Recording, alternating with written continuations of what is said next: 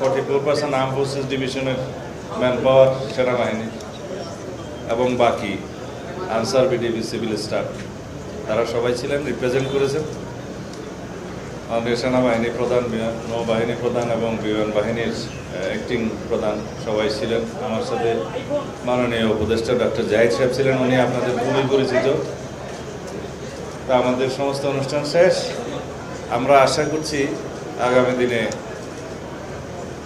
সম্পূর্ণভাবে মানবাধিকারকে সমুন্নত রেখে র্যাব তার সমস্ত কর্মকাণ্ড পরিচালিত করবে এবং আমরা একটি নতুন আইন প্রণয়নের উদ্যোগ নিয়েছি, যে আইনের অধীনে একটি এলিট ফোর্স হিসাবে একটা বাহিনী থাকবে।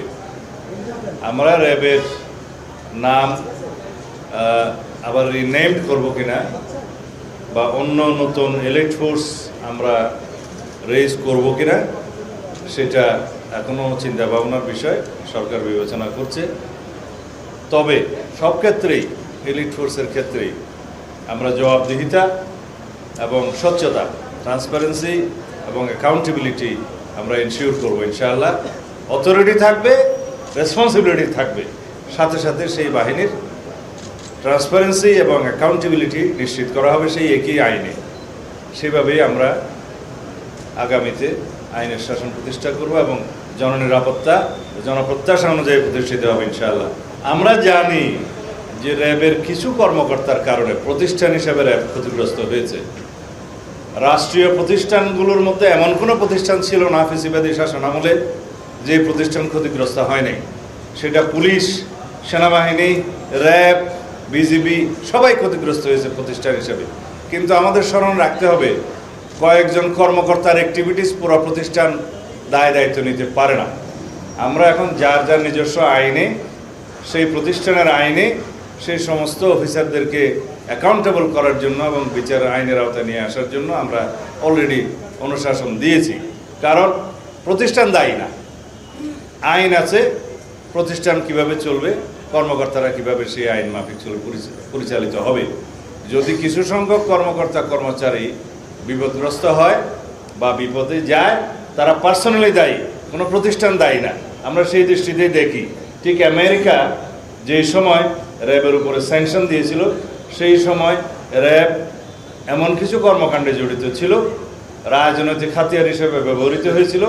সেই সময় ফ্যাসিবাদী সরকারে যারা দণ্ডমুণ্ড ছিলেন, শেখ হাসিনা তার রাজনৈতিক হাতিয়ার হিসেবে তাদের উদ্দেশ্য চরিতার্থ করার জন্য, একদলীয় শাসন ব্যবস্থা এবং একদলীয় রাষ্ট্র ব্যবস্থা কায়েমের জন্য যে উদগ্র বাসনা তাদের ছিল, সেটা কায়েমের জন্য এইভাবে অনেক প্রতিষ্ঠানকে ব্যবহার করেছে।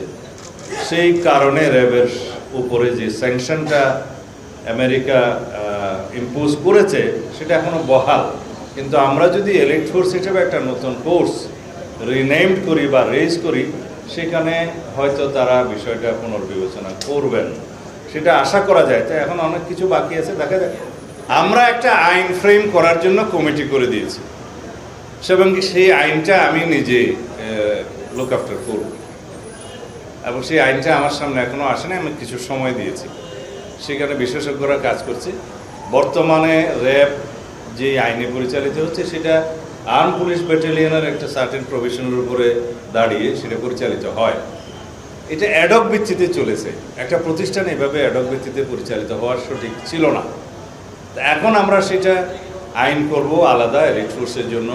সেখানে অথরিটি দেওয়া থাকবে, তাদের রেসপন্সিবিলিটি ফিক্স করা থাকবে এবং সেই ক্ষেত্রে তাদের জবাবদিহিতা, অ্যাকাউন্টেবিলিটি এবং ট্রান্সপারেন্সিটাও নিশ্চিত হবে। সেই হিসাবে আইনটা আসবে। এখনও ডিটেল বলার সময় আসেনি। না, এখন যেভাবে চলছে আর্ম পুলিশ ব্যাটালিয়নের একটা ধারার অধীনে, সেটা তো আজকে না, সেটা আরও 10-12 বছর আগে, 15 বছর আগে থেকে চলছে। এবং সেটা আম মন্ত্রণালয়ের দায়িত্বে আসার পরে দেখলাম যে সেটা ঠিক না। একটা বাহিনী রেজ হয়েছে, তার জন্য সুনির্দিষ্ট আইন থাকতে হবে এবং তাদের দায়িত্ব বন্টন করা থাকবে, সেখানে স্বচ্ছতা থাকবে এবং জবাবদিহিতা থাকবে। সেই হিসাবেই অন্যান্য বাহিনী যেভাবে আছে ওভাবে থাকবে। কিন্তু এই আইনটা সেভাবে নয়, এটা ডিফেক্টিভ ছিল, এখনও তাই আছে। তা আমরা এখন সংশোধন করব। নতুন প্রত্যাশা, জনপ্রত্যাশা অনুযায়ী জননিরাপত্তা নিশ্চিত করতে হবে। সেই জন্য একটা এলিট ফোর্স অবশ্যই দরকার হবে। তাদের যে equipments, logistics, training facilities, assets সব কিছু সেখানে যাবে।